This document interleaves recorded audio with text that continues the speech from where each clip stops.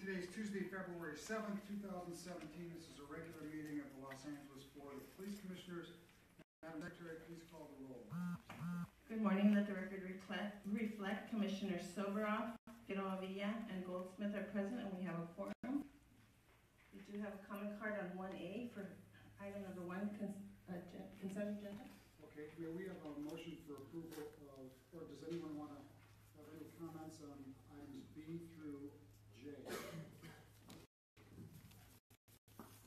Thanks to all the donors on the approval of consent agenda items B, C, D, E, F, G, H, I, and J. All in favor? Aye. Anyone opposed? The comment card, how many? For 1A, we have Michael Novick. Okay, Mr. Novick, sir. This is relative to the donation of gym equipment. Okay. Well, you preempted my comment because really it's about all of them. Again, I'll point out there's more than $75,000 being donated to the police department, which is already has more than half the budget of the city of Los Angeles. I think it's come to cut the budget of the police department and to direct all these people who are donating vast amounts of money every week that they should put the money into needed social services and support community organizations and not the LAPD until it cleans up its act. Okay, thank you, Mr. Novick. Do we have a motion for approval? 1A? All in favor? Anyone opposed? Okay, let's move to the report of the chief. Report of the Chief of Police, Chief Moore. Good morning, Commissioners. Good morning, Chief. Chief Charlie Beck is actually on travel today to the Major Cities Conference in Washington, D.C., and he'll be on Friday. I'm acting in his absence, and what I want to report briefly on as far as events yesterday publicized regarding the arrest of 3 individuals pending on the 4th involving a horrific crime in 1993 involving the death of 10 people in an apartment fire that was reset and arson. Really gang crime in the Rampart area.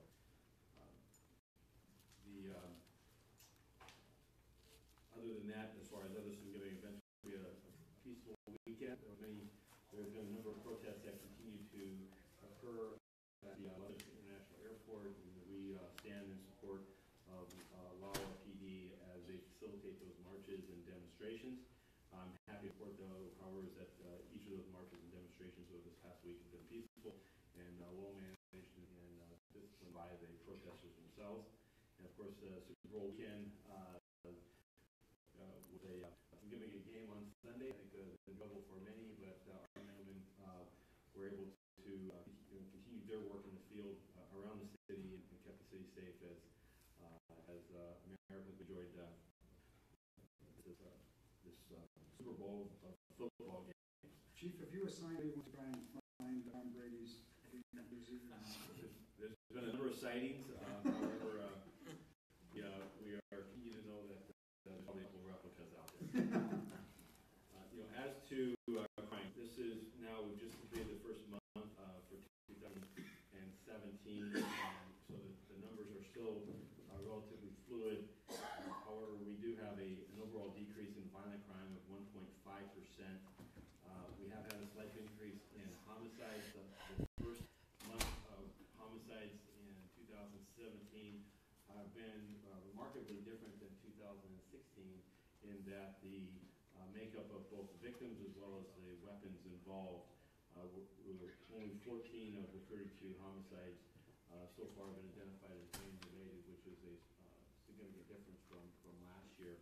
We, as you know, suffered a couple tragic instances with a double homicide in Chinatown and some other stabbing events involving some homeless individuals, people who are homeless, suspects. So we're looking very closely at those crimes and to try to understand if there's any trends that happen with them. Overall, our shooting violence is basically flat. The shooting of this year versus last year is essentially the same, 4 versus 3. We have a slight increase in robberies at 2.3%, and those are primarily been street robberies. Again, the second week of January was busy, as far as higher than normal, as far as the rate of robberies, but that has since slowed, so we're looking to make that a trend. On the property crime side of the house, we have a 3.6% reduction in property crime. The good news on this area is that our burglaries continue to be reduced, or at a 4.5% reduction in residential and commercial burglaries. The challenge in this area, however, has been burglary or theft from vehicles, at a 1.7% increase. Over a 2-year period, it's nearly a 16% increase. And in looking at our crime that occurred in 2016, we see in the area of burglary and theft from vehicles that Angelinos have been very effective in locking their vehicles in 2016 versus earlier years, where the vast majority of thefts from vehicles were unlocked vehicles. In 2016, we saw that change, where the increase that occurred in this auto-related theft were of locked vehicles. So what we need Angelinos to do as we move forward into 2017 to impact this is the Lock It, Hide It, Keep It campaign is effective in that they were locking those vehicles in 2016. We now need them to hide those items of value because as they're positioned in a passenger compartment, they're too easily susceptible to a window break and valuable items being pulled out. Moving through the rest of my report, as far as gang-related crime, we're showing a 16% reduction in gang-related crime. Again, these numbers are small for where we're at. For officer-involved shootings for 2017, we've had 4 year-to-date involving hits, 2 with no hits, for a total of 6, and 2 of those were fatal. On public contacts, we've had, and just closing out their 2016 numbers, 1.5 million public contacts, whether that be vehicle and pedestrian stops, as well as calls for service. That's nearly a 3% increase from the year before. And moving to my improvement numbers.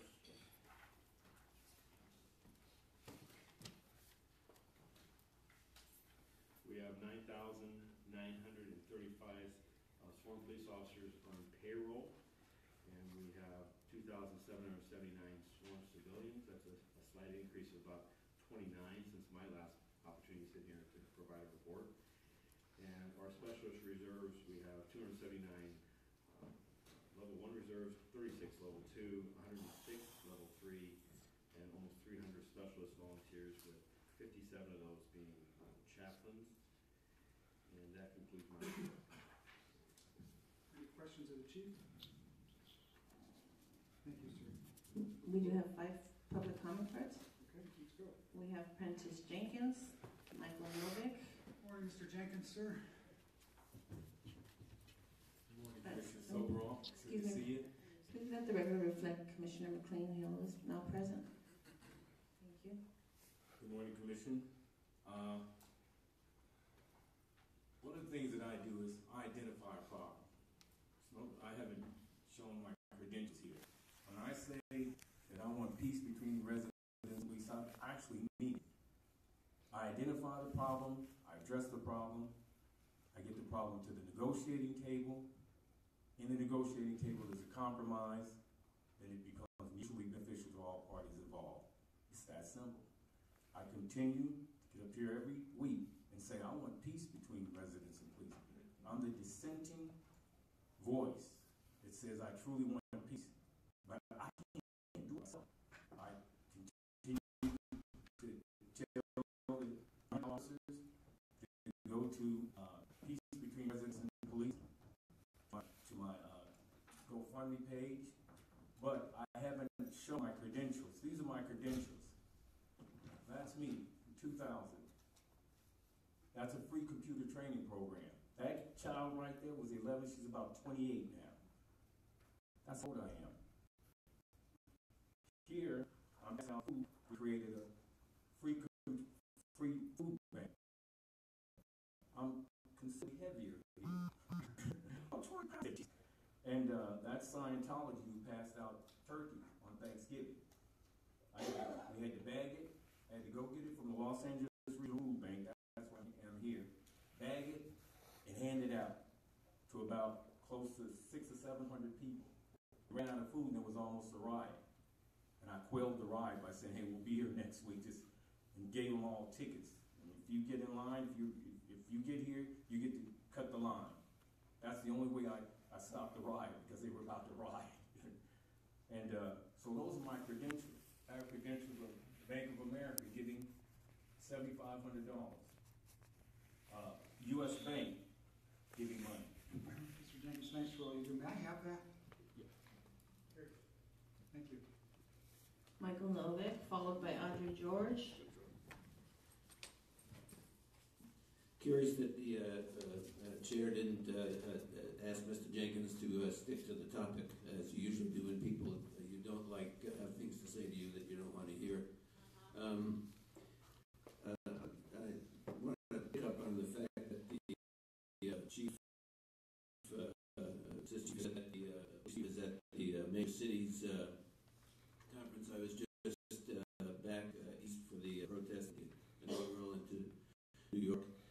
And New York adopted may have proposed a budget and about $5 billion for the New York Police Department. But if they put the equivalent to what the city of Los Angeles does, which is 50% of the city budget going to the LAPD, if they did that in New York, they would have a New York Police Department budget of $41 billion, because the city of New York has an $84 billion budget, and out of that only $5 billion goes to the police. In other words, they're spending vastly amounts of money on other social services and other needed housing and so on. The city of Los Angeles spends more than half of its general fund on the LA Police Department, and it's your responsibility to deal with that, which is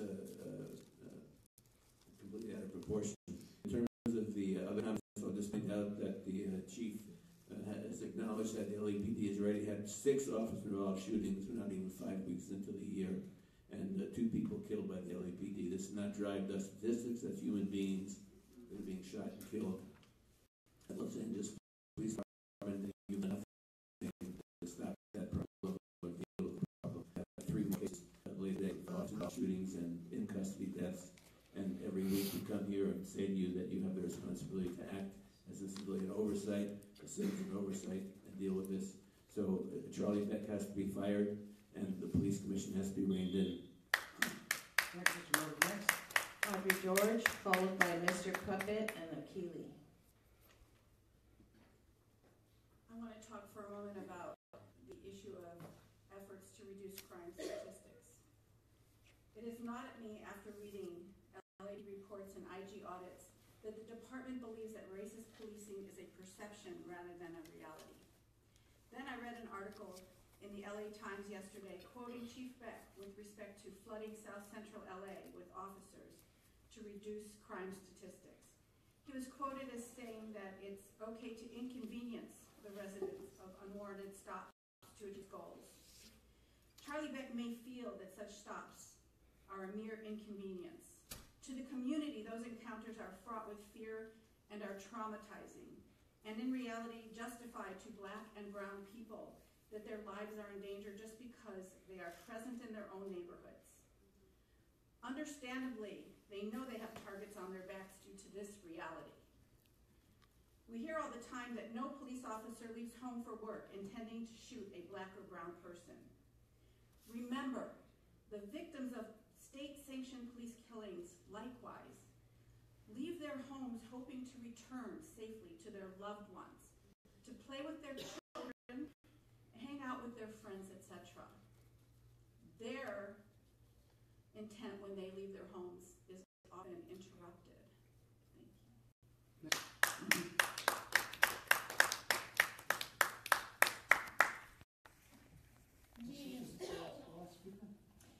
The last speaker is Akili. Most important speaker. Okay, so now the puppet is back because when Matt's not here, Stevie plays. So, we have good news. Yes, in my friend's hand, he has a check. Oh, look, that's your TMUTRO. The appeals court has accepted the appeal on your phony TRO. head of your TMU personally served it, and the appeals court of the 2nd District of the state of California has that under the oath. Now here's the funny thing, Mr. Police Chief. I thought you investigate crimes. I thought you were a peace officer. I didn't know you were a civilian process server and handled both a civil TRO and a supposed criminal investigation at the same fucking time.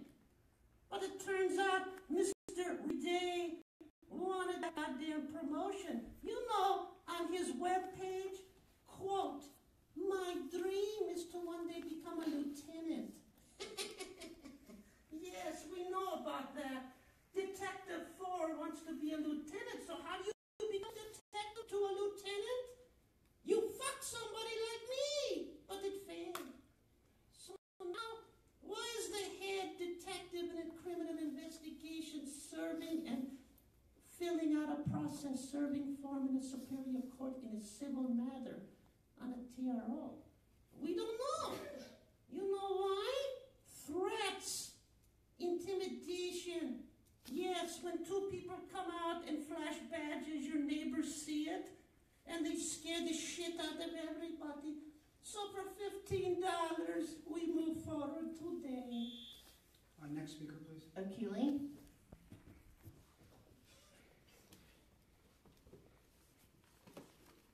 Good morning. In your report, you leave the impression that violence in our communities has leveled off.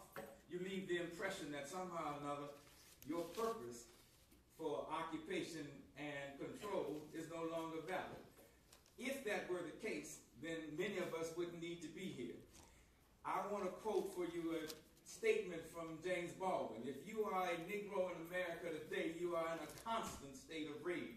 We are in a constant state of rage because our citizens, our people, are being killed without consequence. We can tick off name after name of person who has been killed, and nobody is held accountable.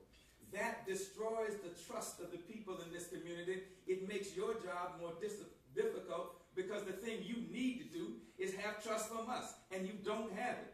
So if you want to make that real, then you are going to have to figure out a way. And we can tell you how you are going to build trust with the people who you say you are here to protect and serve. Many of us believe that underneath protect and serve is control and suppress. Because if you look at what happens in our community, if you look at the flooding of police in our community, then that's what the results you get. If you want to have real public safety, then you are going to have to figure out better ways to establish trust with the people who you supposedly police. Thank you. And that's not in your report. Any comments on this item? We're now on item number 3, public comment. We have 6 cards. The first 3 cards, Prentice Jenkins, Michael Novick, and Michelle Dumont. Prentice Jenkins, peace between residents and police. You know, when I was a young activist 25 years ago, I threw around a lot of ugly names. I called people racist white. I called black people house niggas, and I called them Uncle Toms. Guess what? Someone called me an Uncle Tom. I deserved it. Why? Because I was calling people out of their names. A year later, I was sitting at the table at the Biltmore Hotel talking with those same people I accused of being racist. They were not racist. I was just ignorant. That's who I was. You know, I'm 57, but when I was 15, I worked for a restaurant. And I worked for a manager who was white, and he used to make nigger jokes. Niggas can't be managers. And guess what? But he always laughed, and he had us cracking up. All the black people cracked up. One day he called us into the office, and he says, I got to tell you something. He called us, black and white employees in the office. He says, I have to tell you something. I'm a Ku Klux Klan member. And I cracked up. He's laughing. He's making jokes again. He said, no, it's true. He said, I am a member. I am the Grand Dragon of the Wichita, Kansas Ku Klux Klan. This happened when I lived in Missouri. He said, we're in this company to make sure black people never reach the level of management. And I heard about that company. That was 1974. In 1994, I heard about that company. It had discriminated against, they were black Secret Service agents. It was Diddy's restaurant. So I come face to face with an actual racist. He brought his son in one day, who was 6 years old, he's in his 30s now. He said, Jason, see that nigga right there? Remember that. We're gonna have to go to war with them one day. And the child was shaking like a leaf. Michael Novick.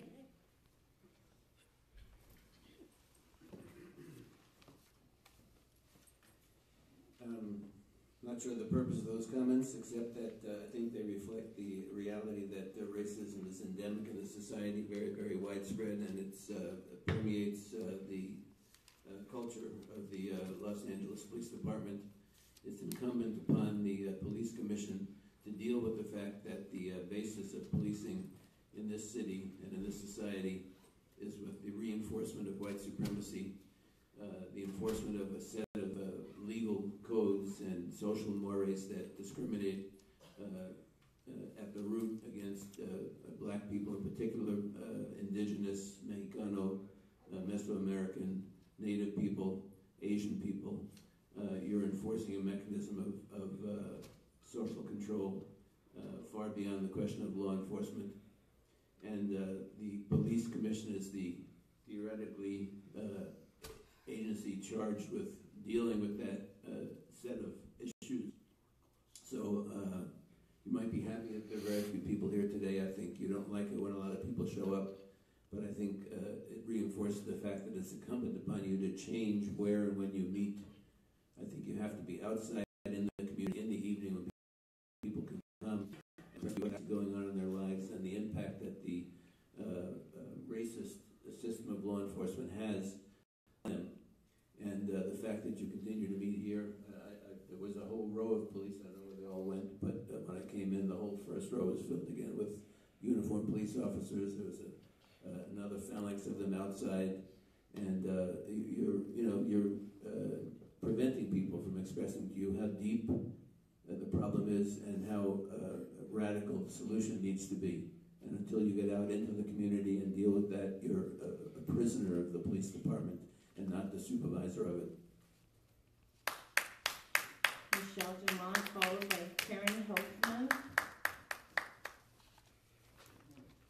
Good morning. You keep telling us that the police department does not racially profile, right? You're convinced of that, and you never hold police officers accountable when they kill people. Never, never. You're not even transparent in releasing the reports, the autopsy reports, the police reports, the videos. Yet when I walked in here today with a large bag and wearing a heavy coat, the officer said to me, "Oh, let me take just a little peek inside your bag." No putting it through the metal detector. Walked right in. That happens to me a lot. It's happened to me a lot of times in this city when I've been communicating with police officers. They will say what they think I, as a white person, am comfortable hearing. That's racial profiling. And it never happens the same way with people of color. Certainly not for us. Look at what's happening at our airport. A friend of mine was held up for 3 hours because of traffic jams. And yet you say it was very successful. And the protesters policed themselves. Yes, the police stayed away. The police didn't interfere. And so they got no pushback. And yet you think that it's appropriate to send hordes of police officers into South LA in order to stop what you see as the crimes that are going on there. Those actions and the militarization of your police force are creating crime. Karen Holtzman, followed by Pastor Q, Jean Marie, and the puppet. Her clock In all likelihood, I'll bet that you read the article in the LA Times, which posed the dilemma between reducing crime and over-policing in South Central and East LA. What I want to talk about is the readers' responses that were in today's paper. The LA Times is religious about printing letters that represent opinions on both sides of an issue. There were 3 letters in the paper today, and all of them came down on the side of stopping the insanity that's being practiced by the LAPD, which leads me to conclude that there wasn't even one, I may be wrong of course, but that there wasn't even one letter supporting the position of Charlie Beck and the LAPD. I just want to read a couple of sentences from the letters. This one talks about the recommendations. First, the police should meet with community leaders and get guidance to their policies. They should meet the LAPD's most ardent critics and ask them what they think are the best ways to protect community members. Ask if they would have the police do if they were charged. The LAPD should arrange monthly meetings with community leaders and critics to gauge the department's progress. Another one, and this is talking about the guns that were seized. There was no analysis of what proportion of these guns were held by otherwise law-abiding citizens simply trying to protect themselves, as white citizens do every day, but are never discovered due to the lack of stops in white areas. Each stop involves a resident whose day was interrupted with concurrent fear and anxiety. No wonder the community does not respect their protectors. I am white and I would deeply resent this kind of treatment, but I don't have to worry. Thank you. Pastor Stephen, please.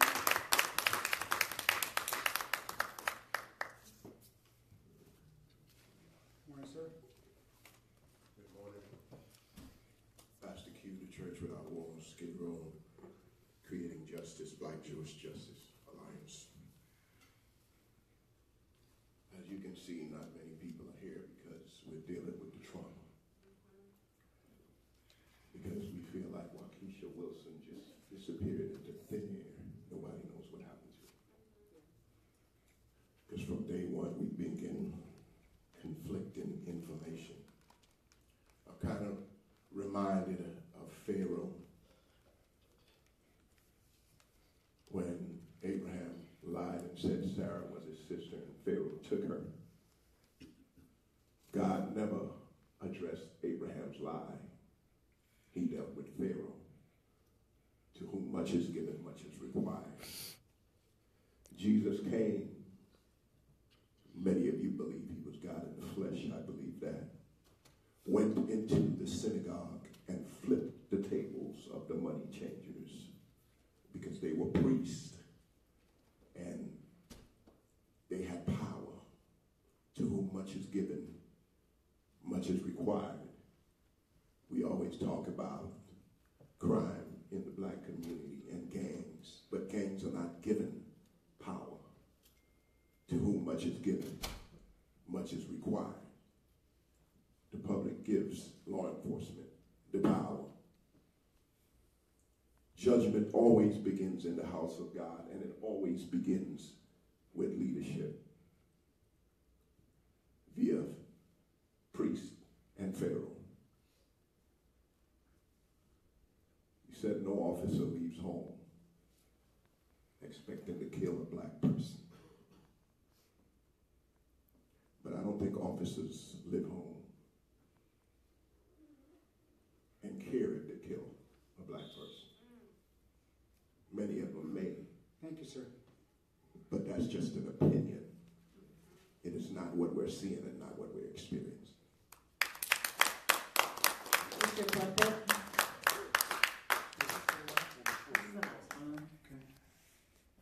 Yes.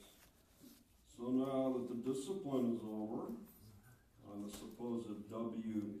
Wilson case from last week, the officers were found to be in compliance with the regulations and policies of the you can release the tape now. There's no need to hide the tape anymore. The Waukesha Wilson tape will now be made available, correct? Because there's no suicide, and you found there's no criminal culpability. The officers were well within police guidelines by unanimous vote. I'm so sorry that Commissioner Shane Murphy Golds walked out on us and did not participate in the Waukesha Wilson vote. Wonder why you walked out. Why did you abandon your post? Because you were going to vote to discipline the officers, or because they threatened you if you were going to? Say, I know what you're going through. I know why you walked out. You're scared to sit in that chair. Get the hell out of that chair. It's not worth it. Shane Goldsmith. What's the new puppet? Shane Murphy Goldsmith. You gotta have 3 names. You only gave Waukesha Wilson an initial, W. Wilson. But you gotta have 3 names on the agenda because you're just so much better, right? So you walked out.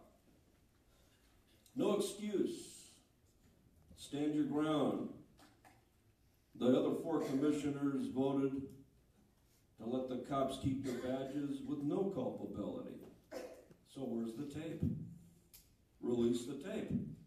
You can release the tape. Call her attorney. They'll come down here today. You release the tape because now you don't need it, and now it can be released. There are no other comments on public comment section. We're on item number 4, closed session items. We do have cards on 4A1 and 4A2. For 4A1, we have 4 cards. We have Michael Novick, Tiffany Guerra, Mr. Puppet, and Hamid Khan. And how many down there, 2? 1. Okay. And while the gentleman's coming to the mic, I do have a just quick comment with respect to the public comment that was several of the speakers during public comment. I would simply say that while today is not the day that I would choose to get into a dialogue with the department regarding the LA Times article over the weekend, it is certainly something that has not gone unnoticed, and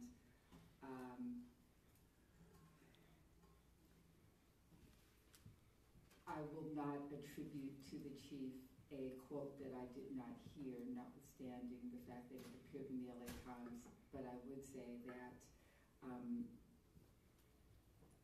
being stopped without lawful justification is certainly more than an inconvenience and not something that any member of any community should be required to tolerate.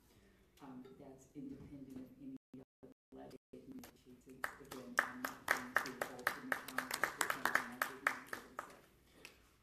But more to, from my perspective, to discuss around that particular issue, and clearly with respect to public trust. There is a balance to be struck, and I can simply say that I believe the department is intent upon working on that. I know the community is intent upon working on that, and I continue to have great faith and hope that we will get there. Thank you. Okay, let's have the speaker. Michael Novick. This is on A1. Yes, sir. Yeah, I'll point out you have 2 listings that both say 4A1, so Which one do you want to talk on? I'll talk about the first one first and the second one after. So you have something here called ICD reclass, which says it's an in-custody death reclassification. And I'm curious what is being reclassified from, what you were considering it before you considered in-custody death. Where did the person die? How did the person die? What's the responsibility of the 2 police officers in that person's death? Were they in the jail the way Waukesha Wilson was? Were they somehow just on the street or in the back of a police officer's car? What does it mean to reclassify a death as an in-custody death? How was it classified before? Why are police commissioners more concerned about bad publicity than they are about deaths in custody? And what are you going to do about the deaths in custody? Because if you did something about the deaths in custody, you might not have such bad publicity. Good job.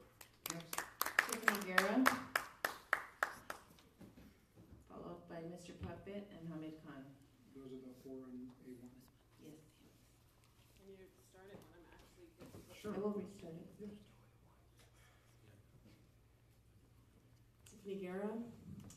So I tried to get more information about today's case that you will be discussing, the in-depth custody of M. Peggy in February 2016, by looking online. And while I could not find information about this person, you'll not be surprised to hear that a number of other in-custody deaths did come up while I was looking. There were some themes common to all of them. The overuse of force, officers piling onto individuals who are already in custody and already in handcuffs, often on the ground, driving their knees into their backs. Other officers laughing. These were some of the themes of the cases that I looked at. In one instance from 2010, Delbert Wormwood died in custody after police officers saw him in the road, and then when he failed to respond to them, they took him to the ground and then handcuffed him. Not satisfied with having him handcuffed on the ground, however, because his legs were still moving, they put him in a hobble device, which is a restraint that binds your hands and your feet together and then pulls your head back towards your feet. Okay. So this man that they found in the street that they stopped because he wouldn't respond to them, they had him immobilized in this manner. According to the coroner's report, Delbert Wormwood died of asphyxiation from being restrained. No charges were brought against any officer in this case. So while we do not have the details about the case of N. Peggy, there are a few things we can be sure of. That their death was unnecessary, that poor decisions and excessive force were displayed by the LAPD in this case, that we will only get the information that you are comfortable with us receiving, and that no one will be held accountable. Waukesha Wilson died in police custody March 27, 2016. Last week, you all found that no one was accountable. There are over 88 hours of video footage of Waukesha while she was in custody, with 121-minute section missing. There is no mention in the report of why those minutes were missing, nor has any video been released, despite this constant request from her family. We do not accept that the LAPD was not responsible, and we do not rely on you all for facts, answers, or to hold anyone accountable.